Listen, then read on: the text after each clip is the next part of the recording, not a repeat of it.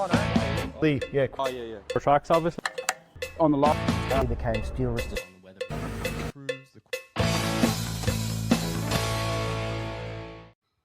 Everyone, welcome. Thank you very much for joining me on another live session on YouTube for Earthworks Hub. I'm your host, Ivan Orlovic, and we are here every Sunday from 8 o'clock p.m. Melbourne time. So we're not going anywhere. We're here. So this is Australia. So I almost said Melbourne then, but it's actually Australia-wide, actually worldwide.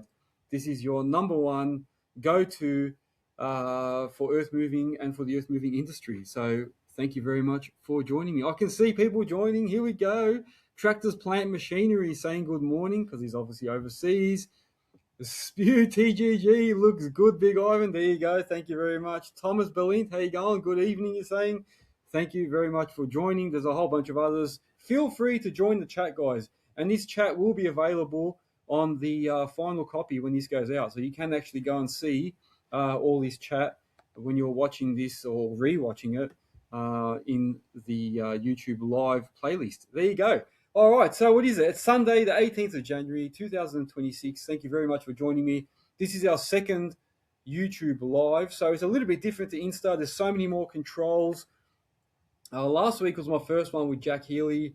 I felt a little bit lost because on Instagram, I just have the phone there, talk to the phone, and it's all right. Don't have to do many things. Here, I'm trying to control all the chats on the one computer. Then I'm trying to look at my notes on the other. I've got the guest on the other.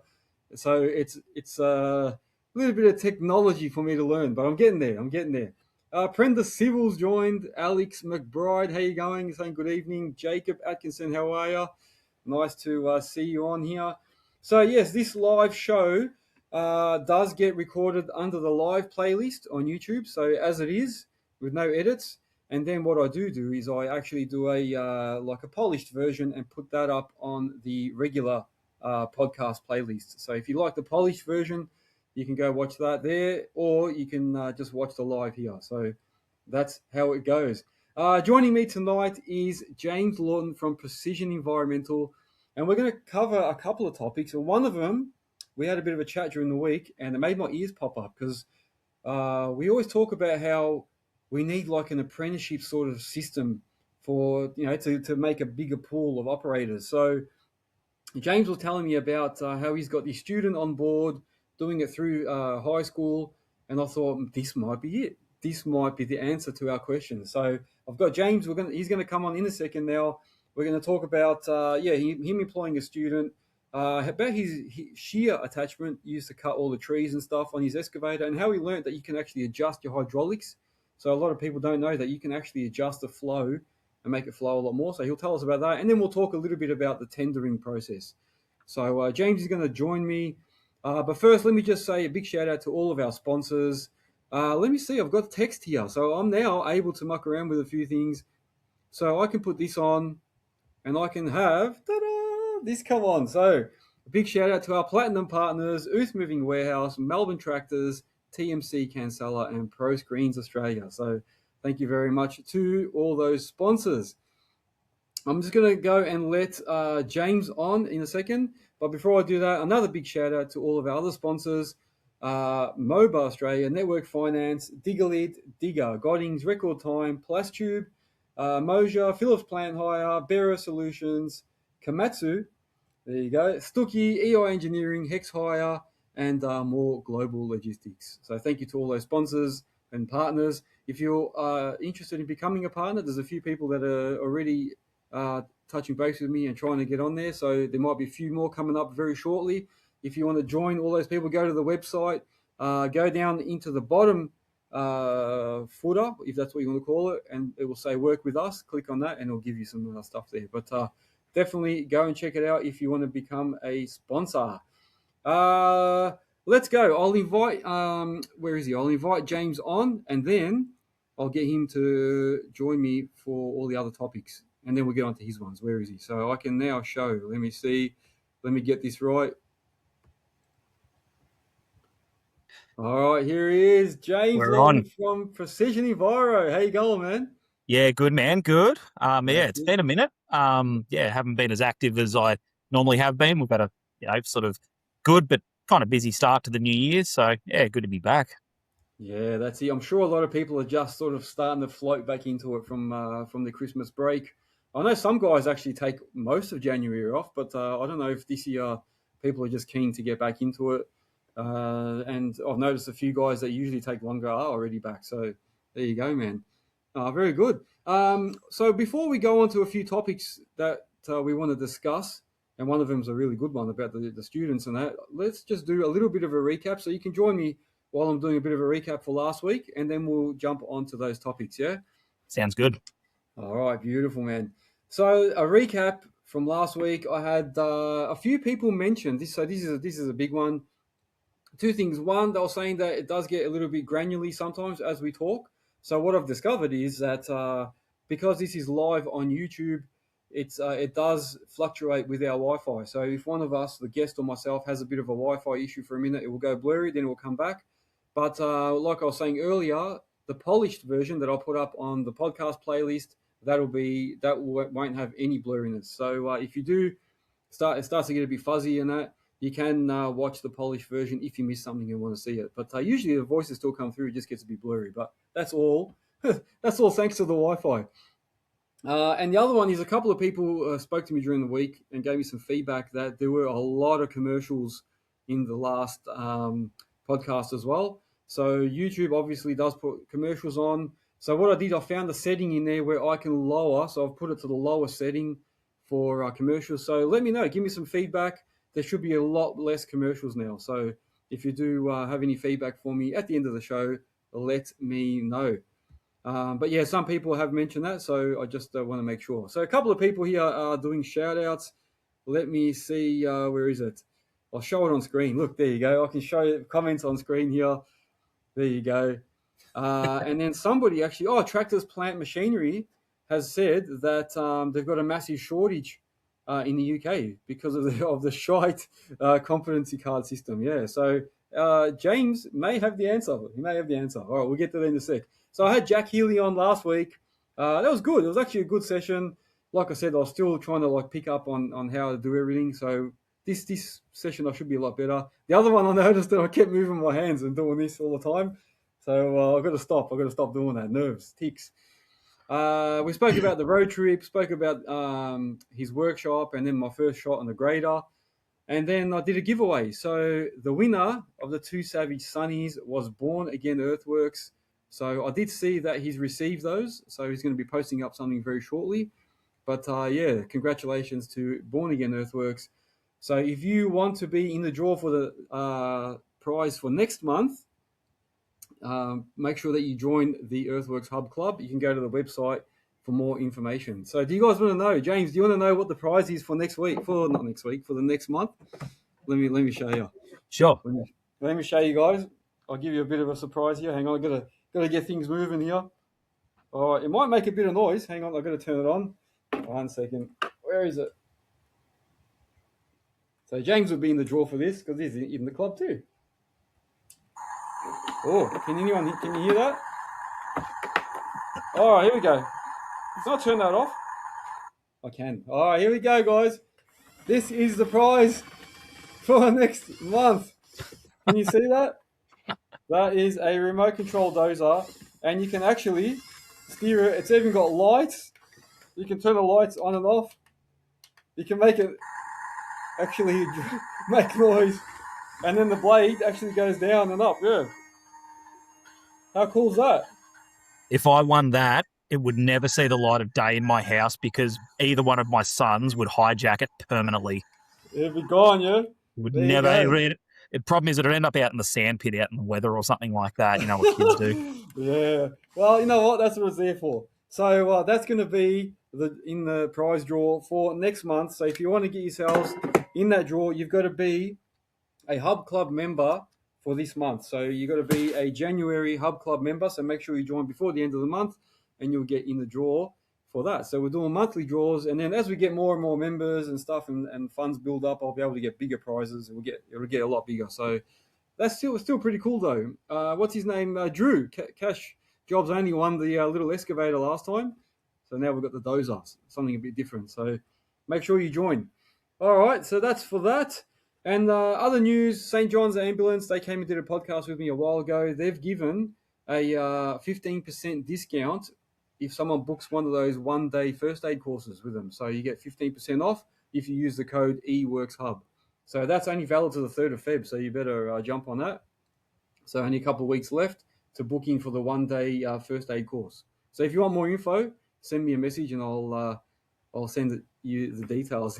Alex is saying that his son would love that. Yeah, there you go. All right. What else is there? Yes, this month. So not this month. Sorry, on the 4th of February. 4th. I can't speak anymore. On the 4th of February. So it's not as easy to say as you think. We are having our first Earthworks Hub Club business class members group strategy. So in the Earthworks Hub Club, there's 3 different tiers. The top tier is a business class.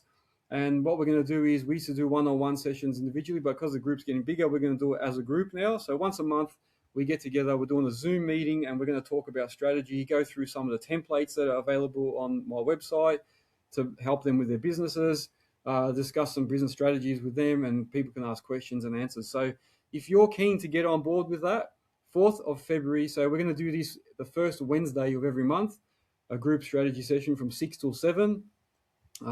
Make sure you join the business class tier, and you can jump in and have a conversation and meet all the other guys that are, basically mentoring and helping each other. So make sure you do it. Very valuable, man. I reckon it's anyone that's in the industry, even if you're not just starting out, it's good to get in there and just revisit a few things, you know what I mean, and just double check that everything's going right. Anyway, that's on the 4th of Feb. And then the last thing is Earthmoving Warehouse. They have a new warehouse that's just opened up in Rocklea. So they're right next to the highway truck parts. So in Rocklea, I had the address here, but I don't know what I've done with it now. I moved it. I've deleted it. I had the address anyway, but they're in Rocklea. Go check it out on their website. So yeah, if you're looking for some earth moving parts, go see their new place in Rocklea, just off the freeway. So as you're driving, you'll see it on the side of the freeway there. And use my code Earthworks Hub to get yourself a 5% discount. All right, enough talking for me. I won't do listing of the week and that because we're going to run out of time. I'm really keen to chat with James here. So let's hit it. Let's talk about a couple of things. So the first thing is, let's talk about students and how they might be the answer to us being able to increase our pool of good operators and stuff. So tell us a little bit, because we had a conversation this week and it actually made my ears, they perked up when I heard what you're doing, and I thought that's a good thing, man. So tell us what you're doing, man, and how it came about. Yeah, it came about part deliberately and part sort of by accident, actually. It kind of just fell into my lap. Now, Jake, who is working for us currently, is currently in the chat listening, so I'll keep it as professional as possible. But no, we've had a mixed result with employees over the last couple of years. So I think it was probably on the first episode I spoke to you ever when we just did an overview of my business. I was talking about a young guy I employed that was like, pretty sort of hands-on farm kid. He was the next door neighbor's son, and who worked out really well. Long story short, he was still working out well for us, but he got a really good offer from another civil company down the road that I couldn't match. And, being a young guy, just got his license, he wanted to obviously get out and, do stayaways for work and see the country and, get paid for a bit of a working holiday. So he went to a great opportunity and left on fantastic terms. We still employ him when we're really busy and he's quiet. The bridge is most definitely still there. And so we'd just gone through a period of going pretty quiet on work, like, just in that part of sort of August, September, when you get to the other side of the financial year, everything's still really wet. The work slows down for us because we do a lot of local government and state government sort of work. It's the end of financial year, their budgets have wrapped up. They don't know really exactly what they're going to have to spend. So the work really slows up. So we had a guy subbing for us. We sort of ran out of work for him. And so we first finished him up. And then obviously it gets to a couple months later, that subby's doing other stuff, which was fine. You can't keep people, strung along or anything like that. That's just, they've got mortgages to pay and everything. So I actually was chatting to my wife about it and just said, well, we've had a bit of a mixed result. Like we've had a couple of young people before that have worked for us that have been quite good, some better than others, but Jake number one, I'll call him, the first Jake, I guess, that worked for us, because we've had two Jakes now. But Jake number one, that was working for us, worked out really well. And in a way, I sort of was just like, it's quite nice if it fits your business model. It's quite nice having a young person to sort of help out and train and give a go. And so originally, I actually reached out to Gippsland TAFE, or TAFE Gippsland, which is the larger of the TAFE providers in my local area, because they do forestry, they do environmental conservation and land management, environmental science. That crosses over into what we do. And I actually reached out to them and also Monash University in Churchill and just said, look, have you got a work experience program or a placement program for some of your students? So we were actually set to employ like an environmental science student on work placement, and they have a pretty good program in there for that, where you take them on for a fair few hours and have them as a normal employee, and then you can sign them off. And while we're in the process of that and just working out what would be the best time to do it, I actually just put out a little Facebook story and an Instagram story to say, I just need someone for a couple of hours, tomorrow, or might have been the day after or something like that, just to come and just do a bit of spotting on a job for a little bit, just to fill a gap. We're going to get by fine otherwise with not having anyone. I couldn't really find anyone at such short notice, but it just so happens that a lady that I know through the gym I used to go to, and another local person that has a heap of mutual friends, she's a teacher at one of the local high schools, and she reached out to me and just said, you wouldn't be thinking about taking on a school-based apprentice or a student for work experience, would you? And I said, it's funny you should say that, because we've been just looking around. She said, well, I've got a ripper young kid that we're really happy with, who just mentioned the other day that he wanted to go and work for an arborist. And so she thought of us, and I went, okay, yeah, cool. Had a bit of a chat to her and just said, look, does it matter that we do, if he's chasing like a pure arboriculture apprenticeship, there might be a more suitable employer, because we're not doing the larger scale, big sort of tree works or anything like that. We cross over into arboriculture, obviously, and do a lot in it. But I said, look, we do vegetation management and earthworks, and obviously tree care and arboriculture. And she said, no, I think that would actually work out great, because he's a, lovely, energetic young guy that just wants to learn as much as possible and get on his journey about potentially finding an apprenticeship. So that would sort of give him a bit of a range of things to look at potentially for an apprenticeship. So I said, okay, no worries. Just tell him here's my email, tell him to send me through a CV and everything. I'll just have a quick look, and if it looks good, we'll catch up for a bit of an informal chat and go from there. And so, look, this young guy, going into year 12, 18, was in the process of getting his license, bought his first car before he was 18. All these things, sort of really good signs, of a young person that's got their shit together. And within about 10 minutes, I had a well-worded email with a CV attached to it. And again, another pretty good sign for, a kid that's got some life skills and can actually approach people and everything like that. Had a look and thought, yeah, cool. So I went and caught up with him to meet him, and just said, okay, let's do it as a bit of a trial. It was just before the school year had finished, and so he said, look, I can come and do a week for you, like even next week, but because I'm still at school and it counts towards some of my work placement, it will be under the arrangement of essentially having a high school student that is just there on work experience. And because of that, obviously, they're a bit limited in what they can take on and do as part of the work, obviously, because they work under the secondary college's OH&S policy, and so under their work cover, they just have a limited scope of what they can do. So they can't use power tools, can't be operating plant and machinery or anything like that. So we took him on for a week anyway, and obviously it worked out quite well. Jake's got some sort of practical hands-on experience in working around machinery. His father used to have his own machinery and works for one of the larger earthworks companies as an operator and a team leader. So he's got that familiarity and been around with it. And so that first week he worked out really well, and we thought, well, if that works out well and we're happy with him, we'll take him on for the holiday period as an employee. And then after that, once he is due to go back to school to finish year 12, he will jump into what they call, and Ivan, you'd be familiar with this, obviously, it's doing VCE, so year 12, but they call it VCE VM. So it's VCE with a vocational major.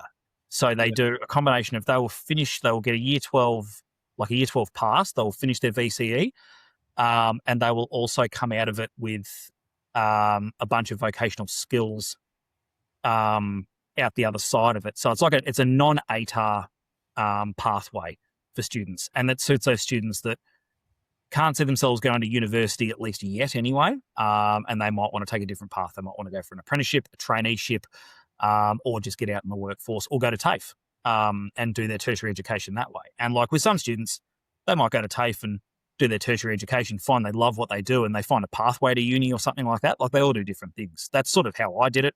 And I went back to, because I just missed the hands-on element and being hands-on and practical. But so that's what we're looking at with him. And so what will happen is, if Jake still wants to stay on with us, which I'm sure he does, he's been having a lot of fun, he's working for us as essentially a full-time employee at the moment, where he sits under our work cover policy and all of our employment agreement and all that sort of stuff. And then going into the school year, he still will stay on as an employee of ours, but he'll just go back to 2 days a week. So he'll do 3 days a week at school and 2 days a week working for us. And they can do that in any kind of combination. I think if they don't have a host employer, they can do 3 days at school, then like 2 days at TAFE, I think, and work, whether they might not have a host employee yet, but they want to be a plumber. So they might go and do, start their certificate 3, in plumbing or drainage or something like that. Kind of like what they do with the group training companies. So, look, we had a really good run, and thanks, Jake. I just see his comments popping up. I'll put it up for everyone to see. There you go. We had a really good run with the other young guy we employed, so I thought, well, this could be a good fit. And I mean, this suits this sort of way of doing it is doesn't suit everyone's business model. Like, you know what it's like in earthworks and civil and everything. There's a big there's a huge range of different work people do. So for us, we're a little bit niche. We work on quoted work or hourly rate work where we have labourers and truck drivers and that priced into the jobs anyway. So having Jake work for us, we're paying him, but we're also charging him out. If you were, say, a drainage plumber that does the pre-slab work for the volume builder houses and the subdivisions, this sort of arrangement may not necessarily work for you because it's not someone you can charge out. So all of a sudden, they're an additional cost that needs to be trained. And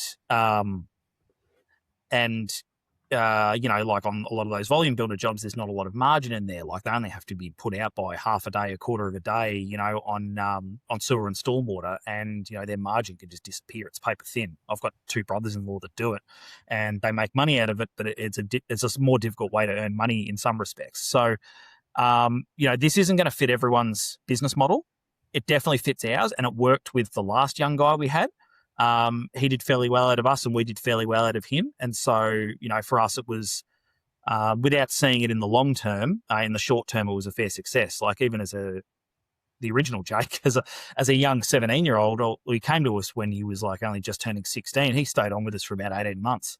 And so it was a pretty good sign. So, we found, current Jake kind of by accident, but, look, it's working out so far. I guess your pool of who you've got to choose from, might vary from school to school. It just so happens we're quite lucky. I guess we found another sort of, like, Jake's very similar to me in the way, very outdoors sort of kid, loves his 4-wheel driving and hunting and stuff like that, and fishing and getting out and everything. And so those interests kind of transition over to those kids that, just love looking at tractors or earth moving machinery or trucks or whatever it might be. And so Jake has the exact same genuine interest that I do when I was his age or younger. So it kind of fits into what we do. Like, we literally just talk about machinery all day.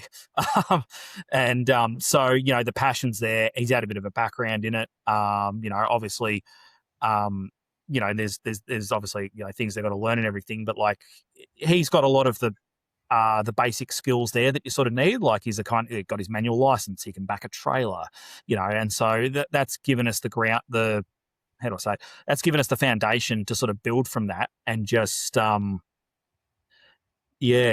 something in the name. Yes. Funnily enough, my brother-in-law that's a drainage plumber that owns a business is also a Jake. So there you go. Definitely a Jake thing. Must be the name. Must be the name. Yeah, but yeah, it's something for us to build from. So, when we have the opportunity on the right jobs, we chuck him in the excavator, and he's been in the tipper and stuff like that. And for us, it fits. Like, we had a job recently up at Mount Borbor for Alpine Resorts Victoria, up there, and we're doing a heap of like aggies and subsurface drainage work and everything. And so we had another hire excavator on a stockpile of screenings, and Jake just fitted in with being able to, run the truck back and forth, and, load the screenings into the truck with the other excavator, and then, bring it back to me and everything, and then would help me with a bit of labouring work, fitting plumbing pipes up and stuff like that. So, yeah, for our business model, it seems to be working. But I'm sure I guess it depends on where you look. And look, keep in mind, I'm only 5 years into owning a business, and I've only had a handful of employees. So I'm not as far down the line on the journey as some of the other companies that I know in the industry. So everyone does have a different experience. So far, it's worked for us, and we'll hopefully keep that going. I think I've definitely got a soft spot for young people that really want to have a go. Like, it just, I see myself in them. I was one of those young people as well. And I was fortunate enough when I was a young person to have some of those other non-parental figures believe in me and sort of give me a go. Like, I had a really good neighbour that was a dairy farmer and cropper, that was always up for, like, my mum and dad were also good as well, and they were always giving me opportunity and getting me to learn, but they can't do it all the time. And so I'd go to the neighbours and I'd operate machinery for them, and learn and just learn everything. And when you got someone like that believes in you and wants to teach you stuff, I got so much out of that. And so it's really nice to be able to, pay it forward, I guess, or pay it back. So yeah, that's where we're at the moment. And yeah, it looks so far so good. It's sort of nice having someone else. Also, I did find that, I think my wife actually picked it up. She was like, "Oh, you always seem a bit happier when you've got someone to work with for the day, because you got the banter and you can chat away and things off each other." So yeah. No, you do. It always makes a difference, and that's why it's important to have a good team and have people that are happy in your workforce and happy to work and to muck around with. Because as much as we say you've got to be a boss, you've also got to be almost like a mate. You always got to have something similar.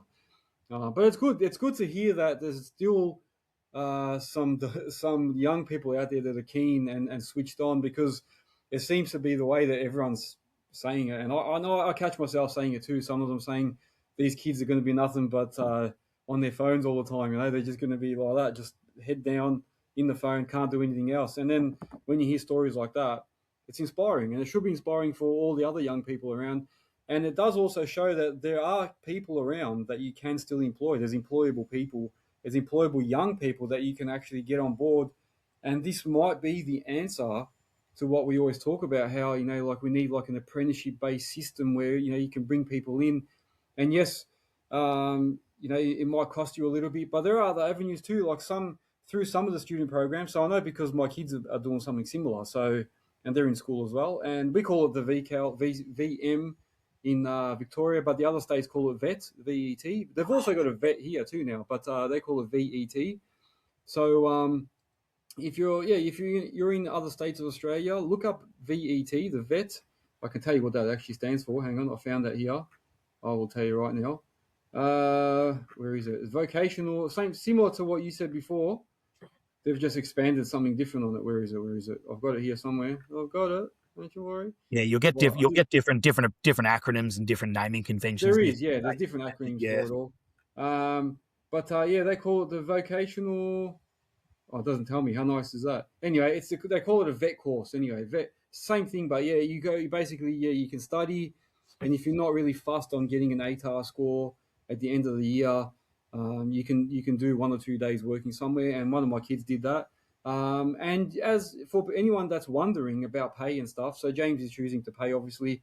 You can also structure it so they don't get paid. Like I know my daughter was doing 1 day a week at like a kid's like a what do you call it, daycare, and wasn't getting paid for that day. So she'd work all day and not get paid, but it was going towards her I suppose the vet, whatever you want to call it, for the year. So she just got that experience. So now when she went for a job, she used that in her resume. So and they were a good reference for her too. So it is an avenue that you can take if you're still debating on whether you want to put someone on, or you think I might put a young guy on and train them up.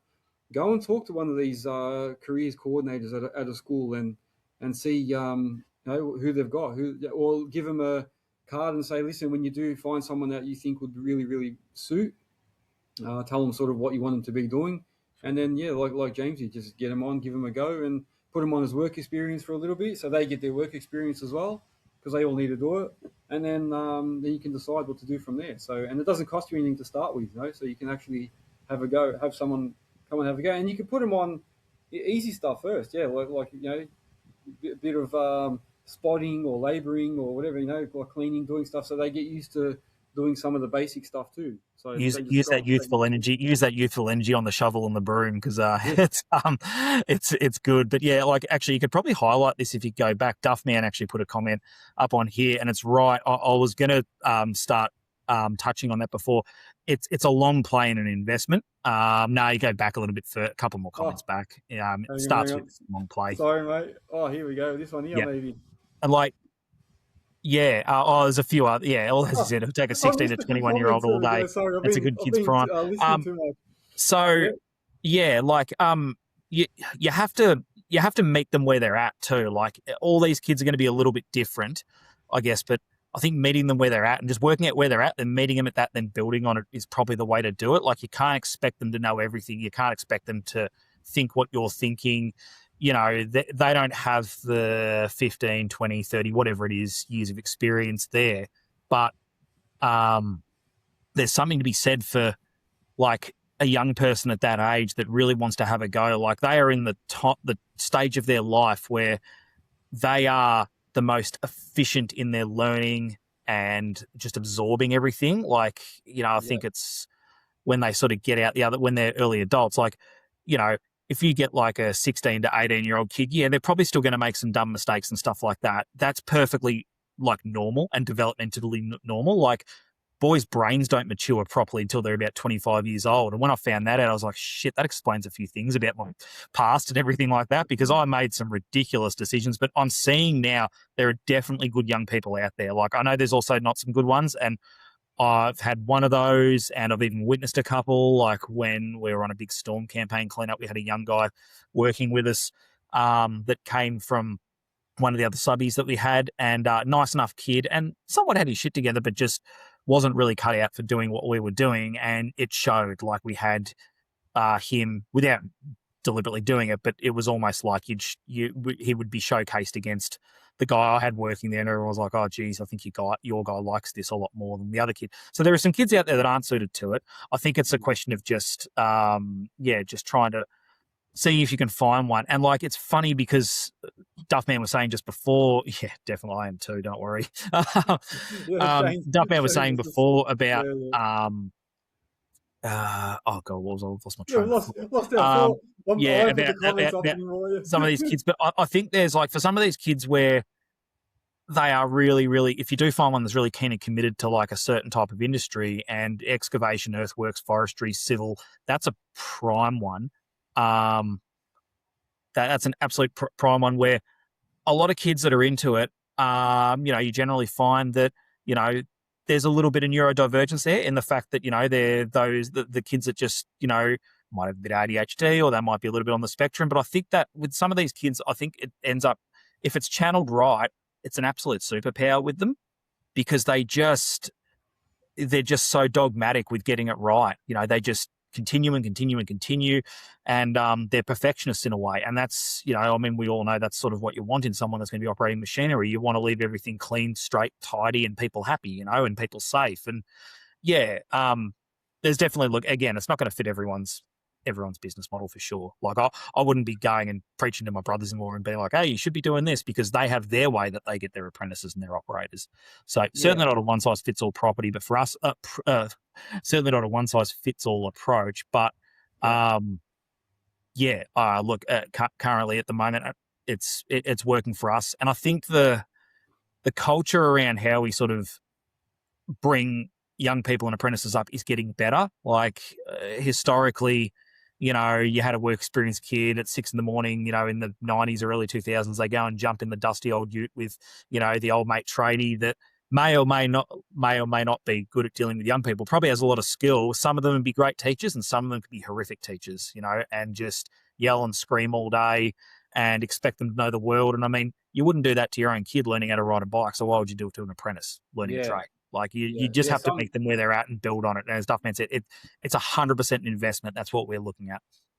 Yeah, it's so delightful to hear that though. Like that, there's still young kids around, and how good does it feel when you get someone like that come on site and they actually show up some of the older guys, and you start to wonder like, hang on a sec, why can't the older guy be like that too? So it just shows, yeah, people are different. People are different. But that's good. That's really, really good, and it's good. I'd love to hear how it goes. Like in a few months' time, maybe have another catch up and talk about that again. And see how that's traveling, because I really do think it's a good opportunity for people.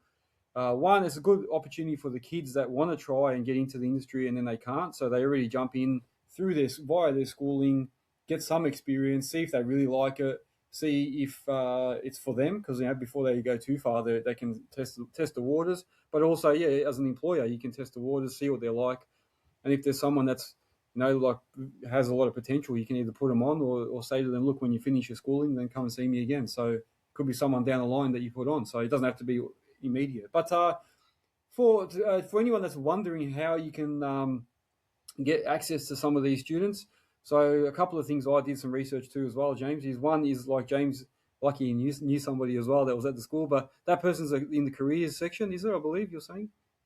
Yeah, I don't know if it's like, I'm not entirely sure what her role is.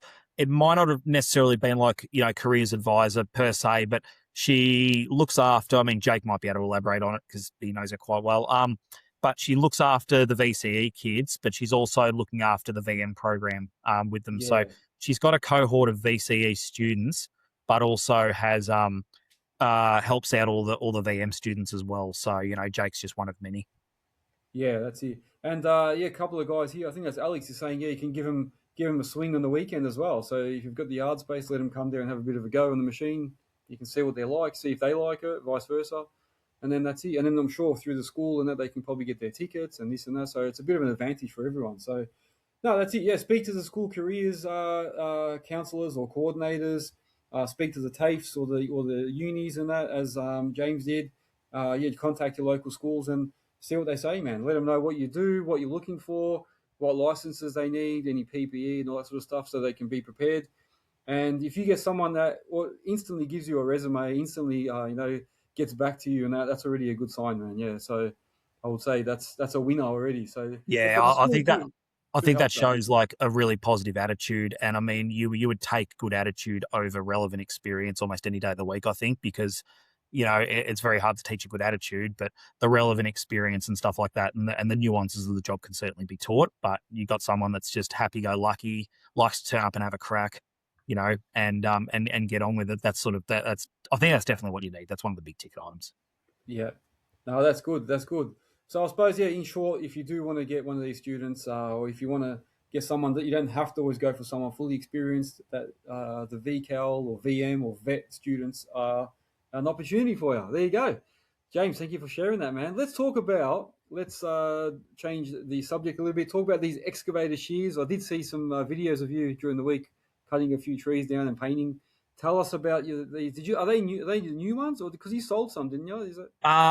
Yeah. So a little while ago, we purchased like a tree shear. So for anyone that's not familiar with them, it's essentially like a grab, but it also, the actuator arm of the grab pulls whatever you're grabbing into a sharpened, hardened metal shear. So if you think of it like a big pair of secateurs, big hydraulic pair of secateurs, like any sort of shear.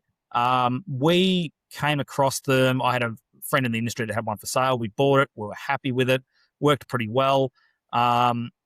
but the opportunity came up to actually buy one. The only shears have got like pros and cons, obviously. It's for us doing small tree removals in confined space or removing invasive trees, you're able to take a chainsaw operator out of the equation. And so you've got, you take away the manual handling risk, the potential cuts and injuries from chainsaw work risk, and take some of the noise out of it and everything else. However, the only disadvantage we had with that current shear we had is it's just mounted to a rigid hitch. You can certainly articulate it around with the tilt hitch on your machine, or if you were lucky enough to have a tilt rotator or something, you could. We don't have a tilt rotator. We've just got a wedge lock tilt hitch on ours. But I came across, so obviously everyone's familiar with the brand Intermercado, the grab company that pioneered the worm drive motors for the 360 grabs. We just happened to come across one for sale because we wanted a 360 grab anyway, like a grab on a rotator, because they're fantastic and great for feeding chippers and stuff like that. Where I didn't realize at the time, but Intermercado actually makes a tree shear model of that on a worm drive rotator. So you have an Intermercado, you have an Intermercado grapple, a grab, just like any of their GRX models or anything like that. And so they're like a double action grab, which is great for precise grabbing. But Intermercado also built one with a hardened tree shear blade into it that you can take on and off quite easily. So you've got two attachments in one. So we just recently bought that, and that's been really good. That's taken a little bit to get used to it because it's a slightly different mode of action. It's that double actuator action, so it's different from when you're cutting trees.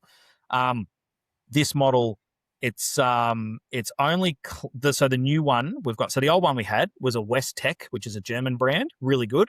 That's claimed to cut 190 mil diameter of solid uncompromised wood and about 250 mil in diameter of compromised, crappy wood. The new Intermercado one we bought was claimed to cut 210 millimeters diameter, like a little bit more of solid uncompromised wood. It just so happens that on the day that we found out about this shear, we hadn't bought it yet. I just noticed it at the dealer and just said, we'll take that. Just give me a little bit of time. It was actually a day where, just for curiosity, we had our machine in our hot. So for anyone that is playing at home, we've got a 2019 Hitachi ZX48, so a little Hitachi 5-tonner.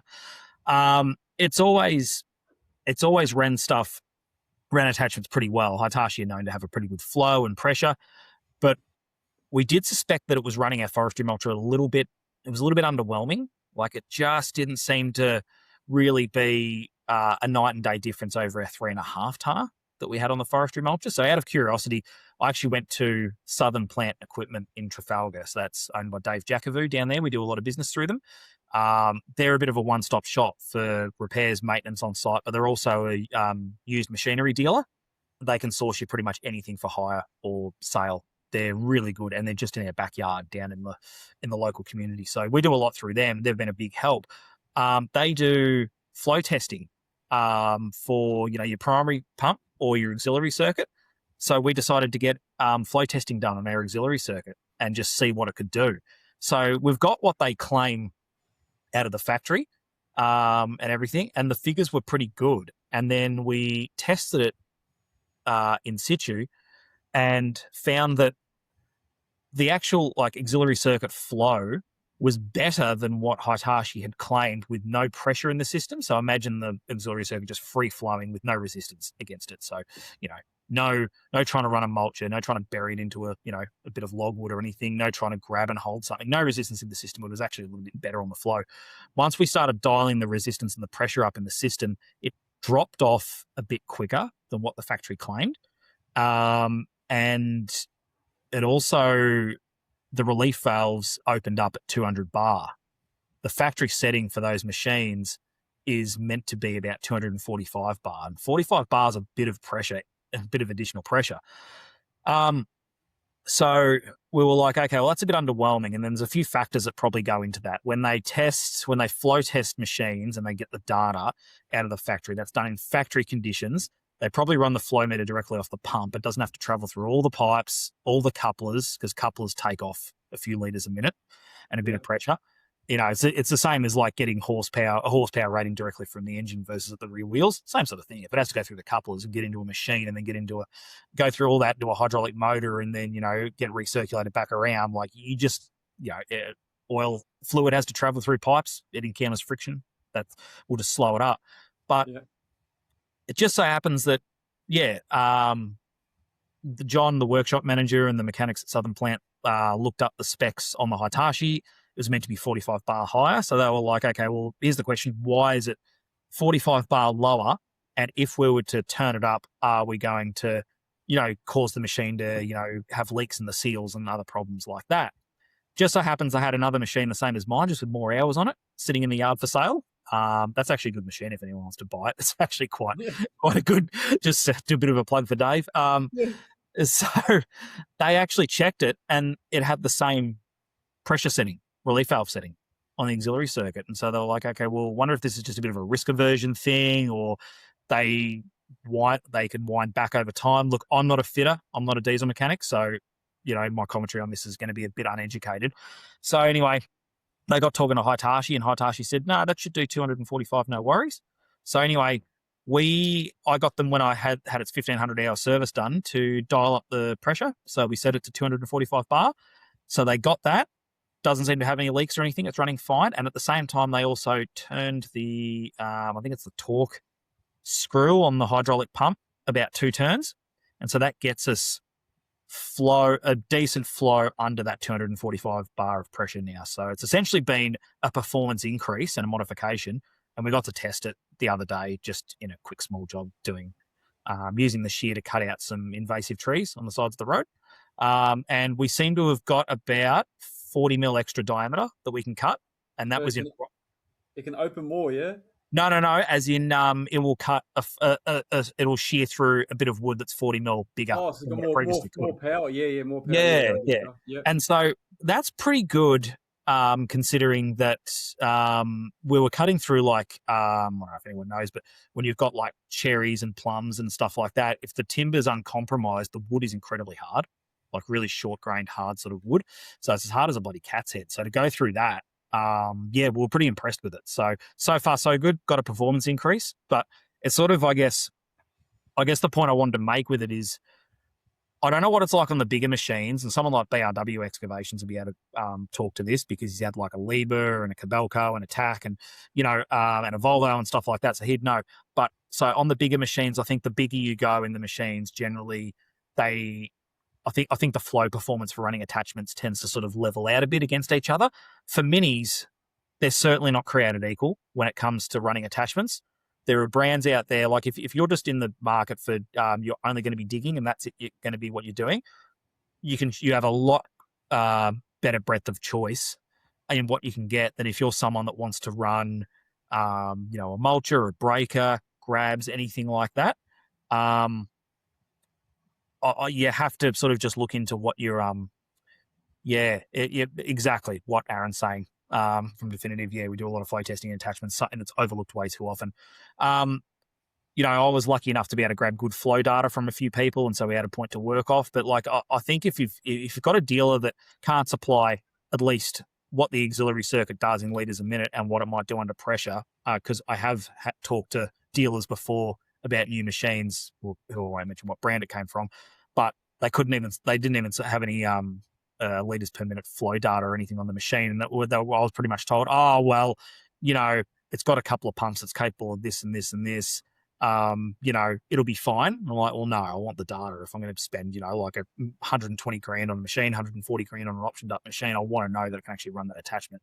So it's definitely worth doing your homework on it. And I mean, we should do it. I'll share the screen in a sec. Just give us 1 sec, Ive. I'm just going to turn the light on. Yeah, go ahead, man. Yep. I can't remember how you share the screen, but I've got... down the bottom, it should have share, and then you got to just share a tab or a window. There we go. That's one of the advantages we've got here, boys. There you go. Yep, that's good, man. For a sec. So here we go. Just pull this up. Oil flows. All right. What was it again, Ive? Where are we going? Share? Down the bottom, you got share. Screen. And then and then it should say screen, and then you can select the window or tab. So I think you just do the Beautiful. window, and then it should be able to show up, and it will put us to the side. Yeah, here we go. From memory. There you go. Technology. There we go. Oh, now you got to. Oh, there we go. Yep. That's the main screen now. Yep. There we go. Beautiful. Right. So this is the flow data for our ZX48 that comes from the factory. So this is factory stuff. So currently, let's see what we've got here. Yeah, it's for the auxiliary section of the pump, and it's got 2 tests, one with the air conditioner off, one with the air conditioner on, because I think it makes a marginal difference. But anyway, so we've got here that under 250 bar, so under pretty minimal pressure on the system, like 18.4 bar, it currently just pumps out 87.5 litres a minute. As soon as you start adding pressure, that starts to dive off. And so you've up to here, you've got 245 bar, 245 bar, and it's only doing like 45.6 litres a minute. So it's an important thing to consider what your machine can do and what it can sort of push out under pressure, because they're not all created equal. So currently, from what I know from, like, and this is completely anecdotal, this experience, but like some of your brands that have really good auxiliary flows under pressure, Takeuchi is an obvious one. That's why a lot of people, that do forestry mulching and stuff like that, run them. Takeuchi, Caterpillar, Bobcat, Hitachi, they've all got, pretty good flows. And so I'm sure there's others out there as well. But there are some brands out there that do struggle a bit. There's some brands out there that are amazing machines. They're weighted beautifully. They dig well. They've got fantastic breakout and everything, but they may not be exactly suited to running a machine. So it's always good to check. And so another example, our mulcher dealer, Tom from Euro Mulchers, has got an entire, like a bit of documented history on a bunch of different makes and models of what flow they'll do under pressure. Ooh. Awesome. Which is actually quite good. I can share this with anyone that wants it at any time. And on this is just an example of one thing that you check. So you can see here, it's got like, this is one of the forestry mulches we run. It's got the models. It's got all the specs here about the working width, how much the attachment weighs and everything. But one of the things to consider is it tells here, there's a little section saying litres a minute with an oil drop. And so for one of these mulches, it requires 25 to 30 litres a minute. But that 25 to 30 litres a minute must be delivered under this pressure right beside it at 200 or 220 bar.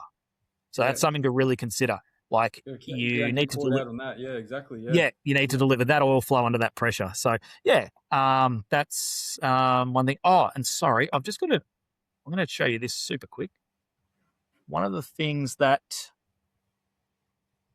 even though there's no, is this sharing? Can you see something different now, or am I still sharing the same thing? Same thing for the minute.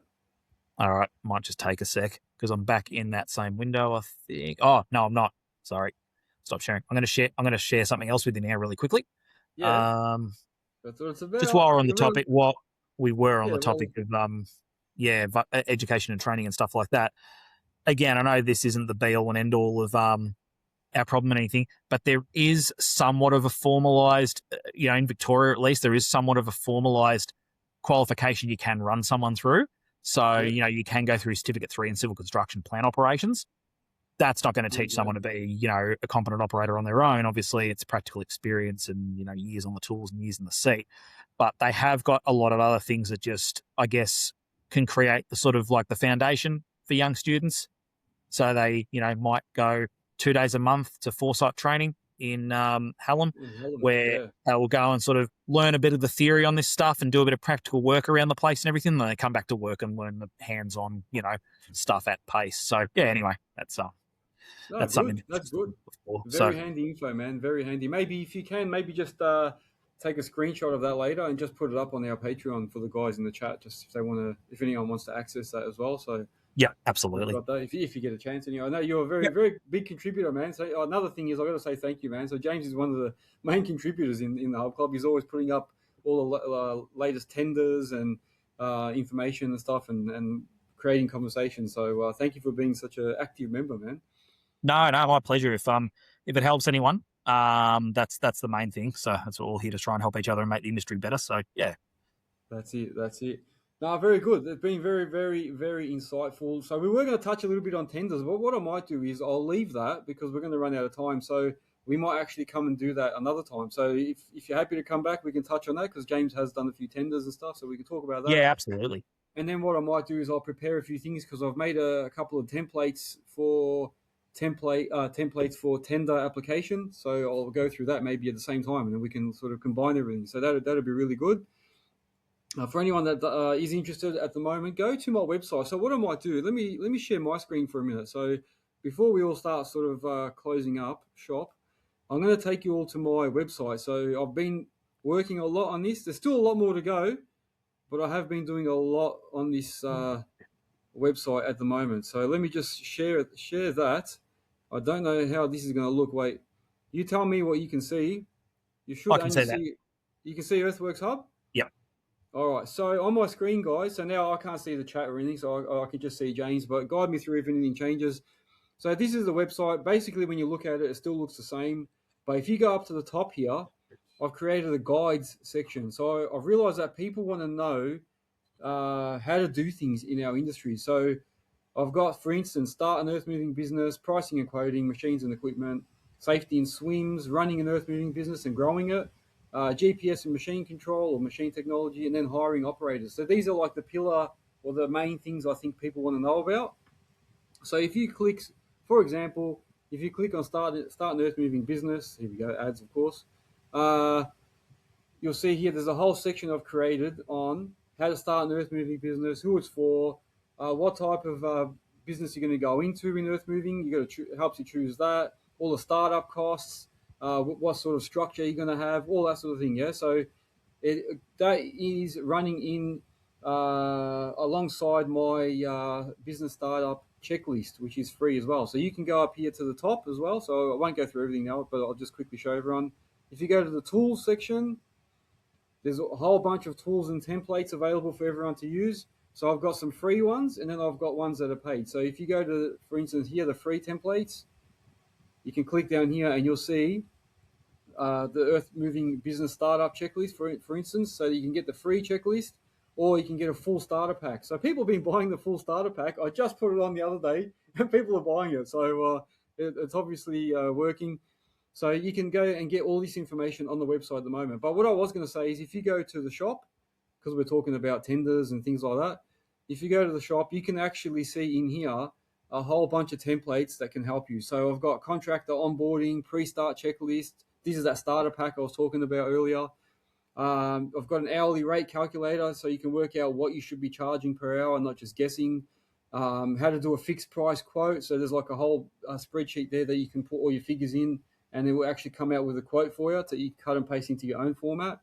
Maintenance logs, run sheets, cut and fill calculator. So I'm actually updating that right now. I've actually, today I was working on that. So that's going to change a little bit, but that's on there still. A whole bunch of stuff, like when you're hiring people, what you need to do, like a checklist, and then a capability statement, which you'll need when you're doing tenders, JSA template. But what I was going to get to is, tender application. So on the left here, can you guys see that? So there's a tender application checklist. So if you get that, it'll actually guide you through what you need to do to successfully apply for a tender and just sort of guide you through the process. So for anyone that hasn't done one, you can get that online there. And then there's more, and there's going to be more coming. So I've done an invoice template for anyone that doesn't have their own template. I've done the swims template. So if you haven't got your own swims, this is an earth moving specific template. So you can come in and just change the logos, put your stuff in there. A site diary. Man, I've been making stuff every day. This is what I've been doing flat out. Operator hiring toolkit.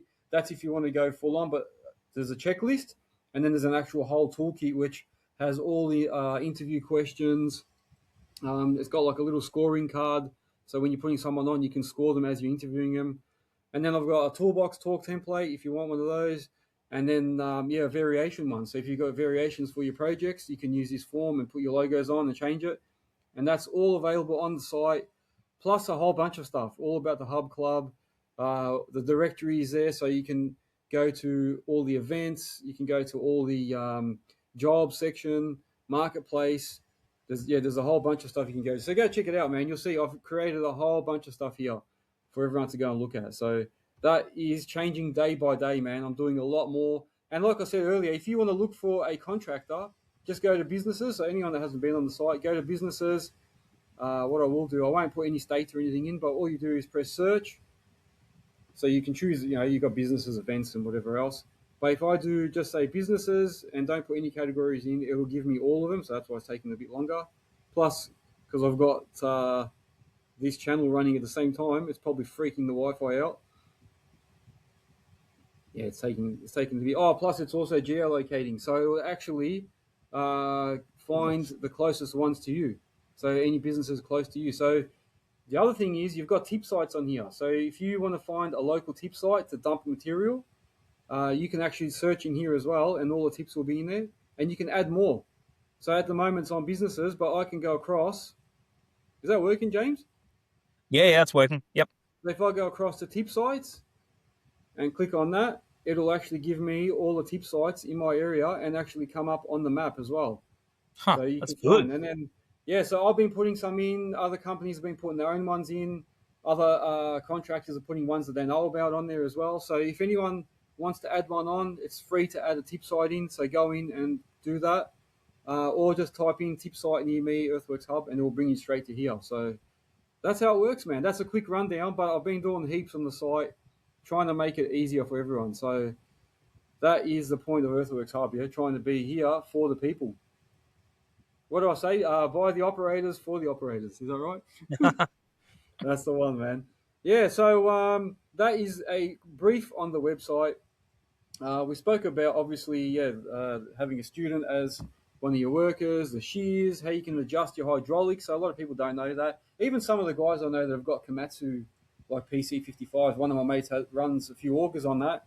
And he was the same thing. He was saying it just ran a bit slow. So he got Komatsu to come out, and they adjusted the pumps. And now he reckons it runs really good. So, yeah, you can actually get stuff done. And as Aaron said, a lot of people overlook all that stuff, Yeah, absolutely. I think it's something that, even though quality control on a lot of those brands is awesome, mostly, you might not exactly know, exactly how it's come out of the factory, and it may not have been tested at the pre-delivery stage. So certainly worth asking, depending on where you get your machine from, just about, is this actually running as well as it could? I've got to say a big thank you to Dave and his team, Dave and John at the team at Southern Plant, because even though they were like, this is going on, John just kept going at it until he found the answer he needed. Like, he just didn't sort of give up on it. He was like, I'd get a call from him. He was like, I'm making some inquiries, see if you can ask around yourselves, but I'll just make sure that,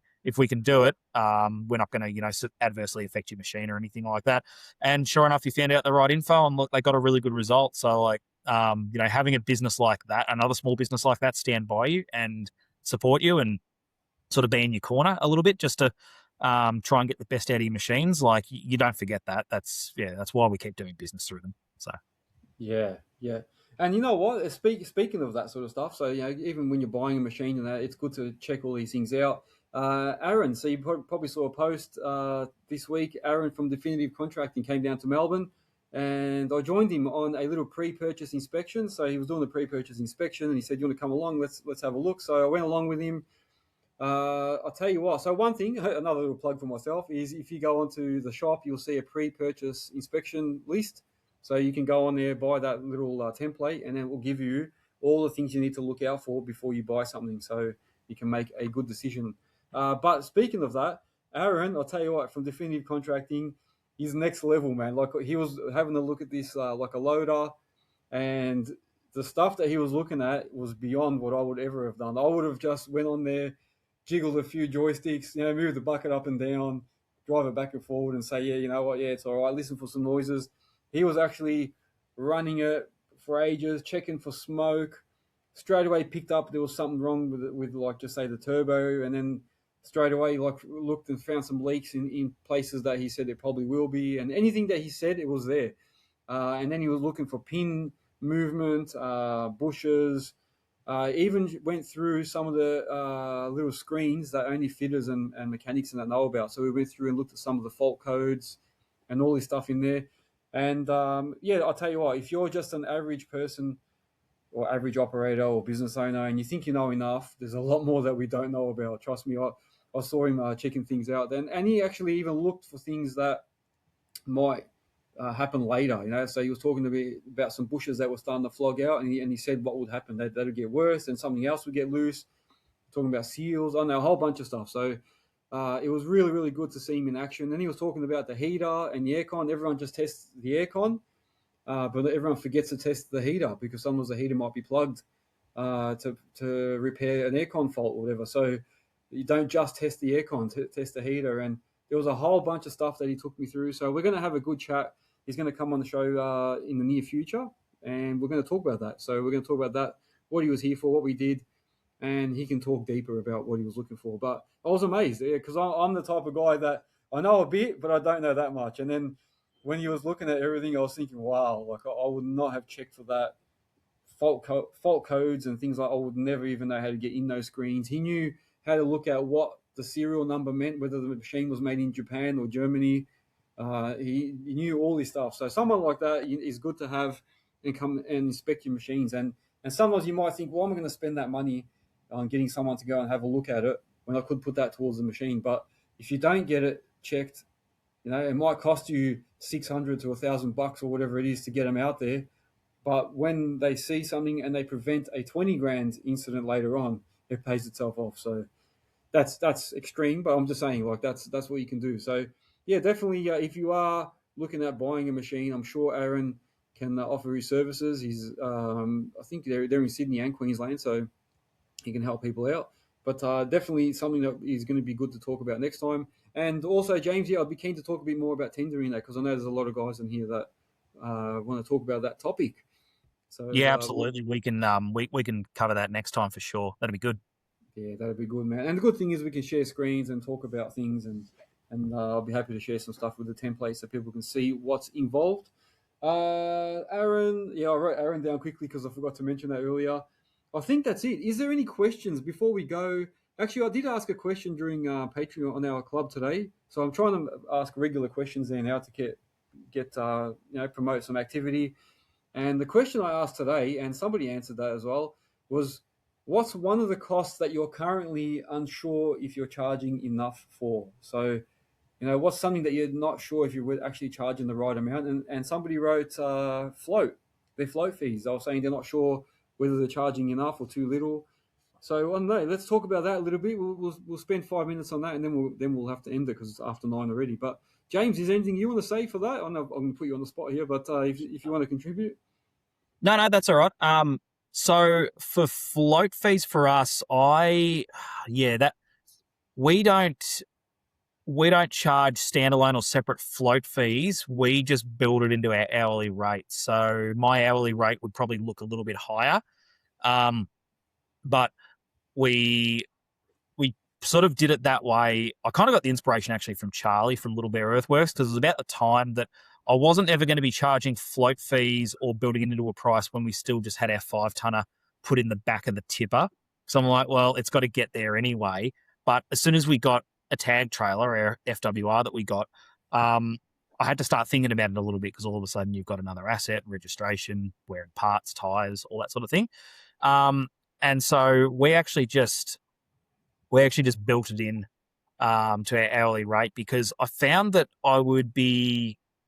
I'd have inquiries about going and doing some work, and I would say something like, "Oh yeah, it's this much per day," which includes the float fee, and then and sometimes I had people trying to nickel and dime me by saying, "Yeah, but we will let you leave it on our site, so you can just charge the float fee for the one day, and the other 6 days you're there, I want you to sort of drop the fee and everything," and just started making things a bit confusing. I think it led us into parts of a conversation that you just didn't have to be led into with clients. And so now I just say, this is my day rate or this is my hourly rate, whatever it might be, or, and there's no float fee. It's incorporated. Well, I don't even say it's incorporated all in. I just don't even lead them down that path anymore. I just say, this is our rate. Oh, what about a float fee? Oh yeah, no float fee.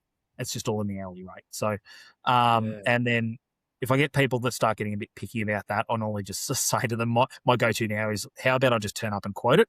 Because, I really like to, I'm starting to get more confident in quoting now. And there's some things I still stuff up, but yeah, I tend to enjoy doing that. So yeah, I stopped doing that, but I get, again, horses for courses. Some people's business model, they might be doing a lot of float shifts and want to capitalize on that, which is entirely fair enough. Yeah. Look, I went through that process. So I remember, like, I used to charge. I'll tell everyone anyway. I'm not fussed about keeping a secret. I used to charge like 150 to float like a 5-tonner in on the tipper or a posi or something. But I'd only charge the one way, so I'd tell them, like, it's one way, and then I'd say to them, like, if I haven't got a job, can I leave it here for a bit so I don't have to come back and pick it up, and then I'll just charge the next person the float once I pick it up and take it. Or if I had to take it back with me, I'll just take it. Sometimes what I did was, if I was working as a combo, like the 5-tonner and the tipper, I would just charge an hour travel. So I'd throw an hour's worth of travel on there and say it's just another extra hour just for traveling. So, like, if I was going to work, I'd have to travel half an hour or so anyway, if I was working in the office. So I'd say that. But then it's arguable because, like, you work for a plant hire company on hourly rate, and then they say to you, you're going to get $100 an hour for your float. And then if you don't have your own truck and you want to pay a float company to move your machine, it's going to be at least 300, 350 for a float to come and move. Because it's happened to me. I've actually, when I got rid of my tipper and I only had my machines, at the end of before I started selling everything up, I had just the 5 and the posi, and I used to just get them floated from job to job. And sometimes I still only used to charge 150, but sometimes the float companies, I'd get stuck and they charge me 350, 330, and it happened a few times. And I thought, well, at least I'm not paying for my truck. But it builds up over time. You're losing $150 every time. Yeah, that adds up quick. Yeah, it does add up quick. So when you've got to get it moved, so that's what I used to say to customers is, well, the machine doesn't get here by itself. Like, I know I've got to come here, and it was harder to explain that, like you say, when you're doing a combo job where you need both vehicles anyway. But it's like, it's a hot topic, because a lot of people don't know how to charge it, what to say, and like you say, a lot of people just try and incorporate it as a day rate. Or what I did hear is that they'd say, like, my minimum hours is, I don't know, 4 hours, and 1 hour of that is travel or something like that. So it's really only 3 hours on site. And then other guys will say 6 hours with 1 hour of travel. So that way they're covering themselves a bit. But then there's other guys that just charge like I used to as well. So I'm 150 on top of the hourly rate, and that's it. Minimum 8 hours. So it depends. Yeah, it depends who your customers are as well. Yeah, I suppose it depends on how many would be doing too. Like, I heard rates a little while ago, and this was on a panel of civil contractors for a local government organisation, where I think a 5-tonner and tipper combo or something like that it was this weird thing where it was like, it's $100 an hour for each item of plant, and then $300 a day of float fee. So someone that would just turn up to do, I don't know, like a bit of work where they don't have to use their tipper, they'd make $800 a day for their excavator, which I think is just ludicrous. That's just way too low.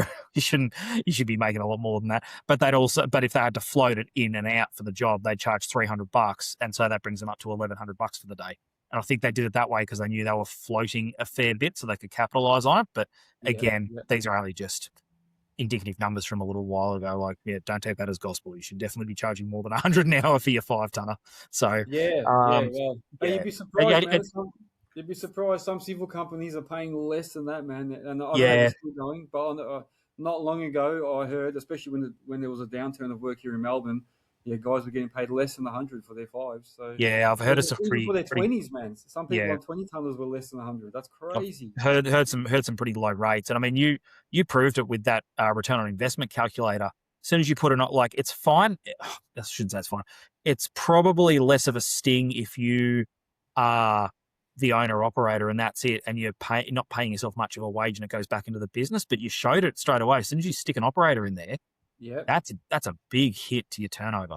So especially if you're like on sites where they require all the leave and long service leaves and this and that. Like, once you incorporate all that, man, it really chews into your profits. So you got to really know how much you got to charge. And that's where those calculators, like on my site, the hourly. That's why I made the hourly hire one, just so you can work out what you should be charging and still making a bit of a profit. So you can actually input: do you want to make 15% or do you want to make 20% profit?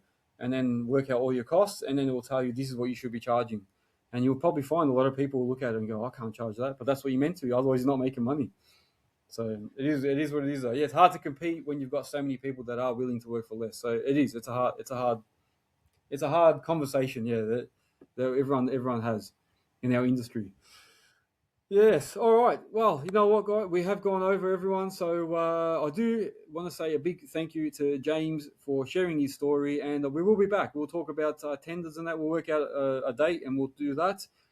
Make sure that you do follow me on or subscribe on YouTube, because when you subscribe and put the little notification on, it'll tell you every time I put one of these lives on. So you know when the next one is. But it's basically every Sunday. Also, if you want to buy any of those templates like we were talking about earlier, go to the website, have a look. There's going to be more and more coming on there every day. So I'm creating and recreating those. If you're in the business class, sorry, I forgot to say that earlier. If you're in the business class, if you're a business class member of Patreon, they actually get free access to all those templates. So that's another reason to join that tier. What else? So yeah, join our community, go to the Hub Club. I do one-on-one sessions too, so I still do one-on-ones if anyone wants that. So that's also still available. But we are doing those group sessions now monthly. Become a partner or a sponsor. So if you want to sponsor Earthworks Hub, send me a message and we'll talk. Whoop, my dog's going berserk. Yeah, must be fireworks. My area, they obviously haven't heard that New Year's Eve's over. They're still doing fireworks every night here. It must be it's all the leftovers, and my dog absolutely hates them.